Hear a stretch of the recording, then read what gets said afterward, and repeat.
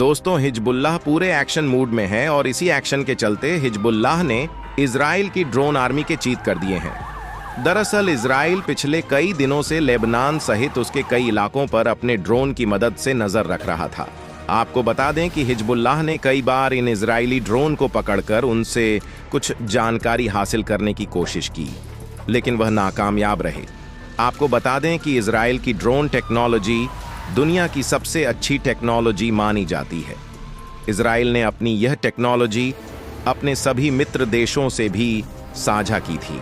उनमें से कई सारे देश ड्रोन की मदद से अपने देश की सीमा की रखवाली करते हैं। जिस ड्रोन का इस्तेमाल इजराइल करता है वह कोई सामान्य ड्रोन नहीं है, बल्कि स्काईलार्क एलेक्स के नाम से जाना जाता है। और जैसा कि हमने आपको बताया कि हिजबुल्लाह ने कई बार इजरायली ड्रोन को पकड़ने की कोशिश की, लेकिन वह नाकामयाब रहे। इसलिए हिजबुल्लाह ने अब इन ड्रोन पर निशाना साधना शुरू कर दिया है और इन ड्रोन को बिल्कुल खत्म कर दिया है। लेकिन इजराइल ने फिर से नई ड्रोन की मदद से नजर रखनी शुरू कर दी है। लेकिन हाल ही में हिजबुल्लाह ने इजराइल का स्काईलार्क एलेक्स ड्रोन पकड़ लिया और सबसे अचंभे वाली बात यह है कि यह ड्रोन बिल्कुल सही हालत में था। जब हिजबुल्लाह ने इस ड्रोन को देखा तो हिजबुल्लाह की आंखें खुली की खुली रह गईं। दरअसल में यह ड्रोन हर स्थिति में काम कर सकता है, क्योंकि कोई भी सैनिक इस ड्रोन को रॉकेट लॉन्चर की मदद से भी लॉन्च कर सकता है। यही नहीं, इसे चलती गाड़ी से और एक जगह खड़े होकर भी लॉन्च किया जा सकता है। आपको बता दें कि यह ड्रोन सामान्य ड्रोन के मुकाबले बहुत अलग और बहुत पावरफुल भी है।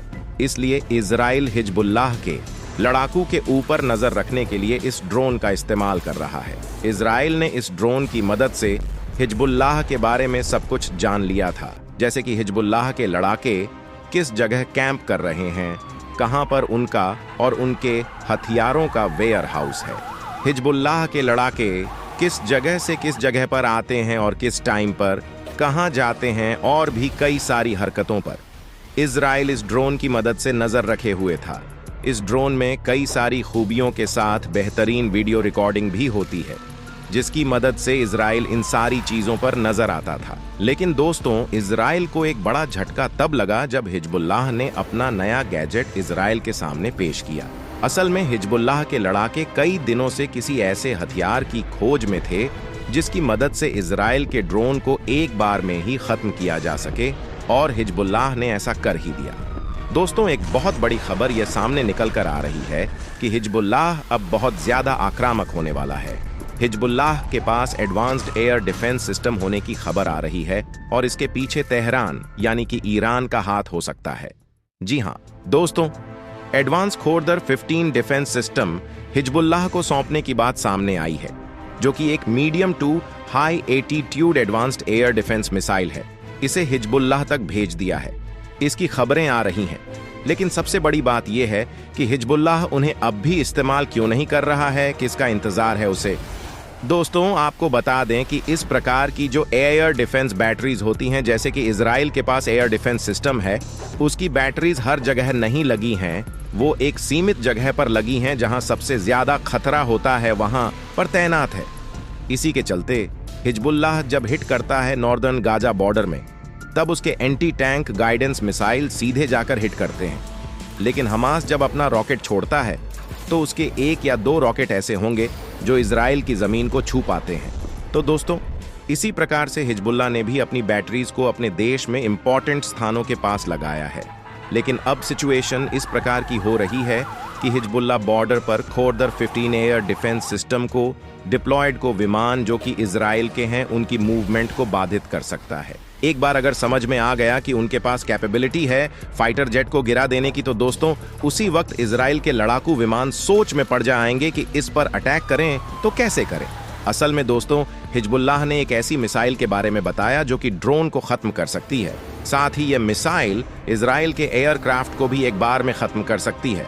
बाद में हिजबुल्लाह ने दावा भी किया कि उसने इजराइल के कई रॉकेट लॉन्चर्स को ऊपर आसमान में ही डिसमेंटल कर दिया था, और हिजबुल्लाह के लड़ाकू ने कई बार इजराइल के टूटे फूटे ड्रोन भी दिखाए हैं, जिससे यह बात साफ समझ में आती है कि इजराइल के ड्रोन को हमले के माध्यम से खत्म कर दिया गया है।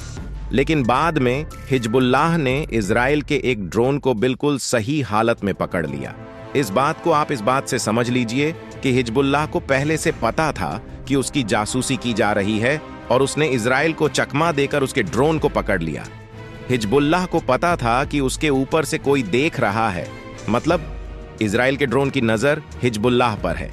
इसलिए हिजबुल्लाह ने कई बार इजराइल को चकमा दिया और उसे भटका कर रखा ताकि उधर गाजा बॉर्डर पर इजराइल का ध्यान ना जा सके और हिजबुल्लाह हमास के साथ अपने लड़ाकू को बॉर्डर आराम से पार करवा सके।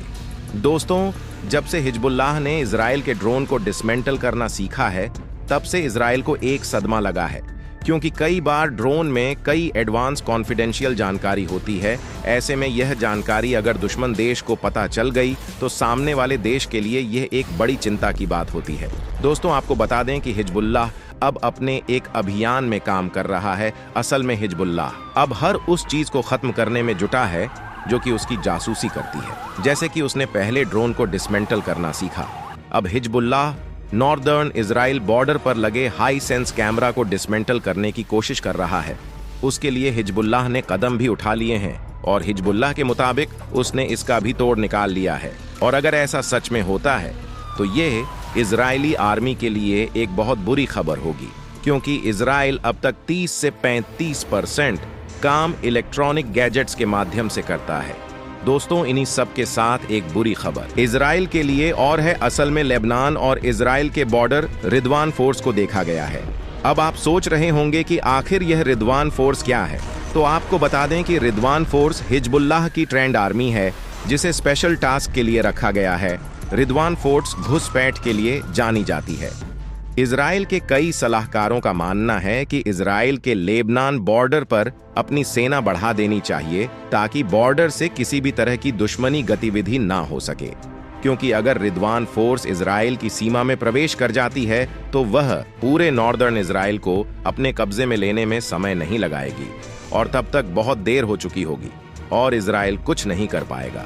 इस बात को आपको अच्छे से समझाते हैं दोस्तों।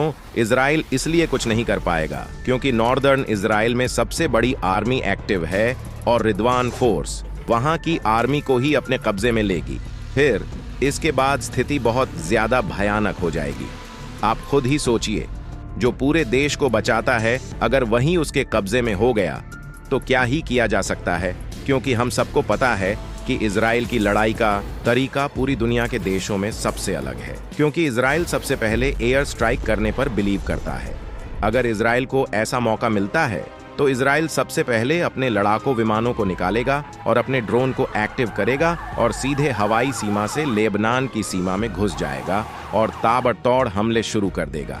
लेकिन अब इजराइल ये नहीं कर सकता, क्योंकि रिदवान फोर्स पहले ही लेबनान की सीमा पर इस बात का इंतजार कर रही है कि इजराइल इस बार कोई गलती करे और इजराइल की कहानी खत्म कर दी जाए। लेकिन इस बार बेंजामिन नेतन्याहू भी अपनी सलाहकारों के हिसाब से चल रहे हैं, क्योंकि उन्हें पता है कि उनकी कोई भी व्यक्तिगत रणनीति इस वॉर में काम नहीं कर रही है। बहुत सारे लोगों का कहना है कि लेबनान और हिजबुल्लाह मिलकर गाजा पर कब्जा करना चाहते हैं, इसलिए वह रिदवान फोर्स के साथ उस जगह पर इतने दिनों से इंतजार कर रहे हैं।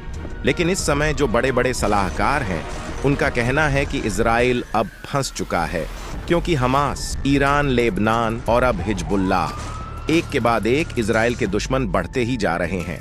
और सारी चीजों को आप जब मिलाकर देखेंगे तो ये बात बहुत अच्छे से समझ में आती है कि लेबनान और हिजबुल्लाह मिलकर इजराइल को धूल चटाना चाहते हैं। इसलिए लेबनान बॉर्डर पर हिजबुल्लाह ने रिदवान फोर्स की इतनी तगड़ी फील्डिंग लगा रखी है। दोस्तों, इन सारी बातों से एक चीज बहुत अच्छे से समझ में आ रही है कि इजराइल की हालत अब खराब हो चुकी है और अब इजराइल को जो भी कदम उठाना है वह उसे बहुत सोच समझकर उठाना पड़ेगा, ताकि इजराइल बिना किसी नुकसान के इन सारी चीजों से छुटकारा पा सके। दोस्तों, इजराइल के पास इतने एडवांस हथियार और इतनी एडवांस टेक्नोलॉजी है, लेकिन इस समय उनके कुछ काम नहीं आ रहा है। यही कारण है कि बेंजामिन नेतन्याहू भी शांत है। जनता के सामने उन्होंने किसी भी तरह का कोई बयान नहीं दिया है। मीडिया लगातार उनके ऑफिस और उनके घर के बाहर इकट्ठा हो रही है कि नेतन्याहू की एक झलक देखें और वो नेतन्याहू के आगे के बारे में पूछ पाएं। लेकिन नेतन्याहू मीडिया के सामने आने से कतरा रहे हैं, क्योंकि उन्हें पता है कि उनकी बेकार रणनीति की वजह से इजराइल इस वक्त बड़े खतरे में है और आने वाले समय में इजराइल के अंदर कुछ भी हो सकता है। वैसे आपको क्या लगता है, आने वाले समय में इजराइल के साथ क्या होने वाला है?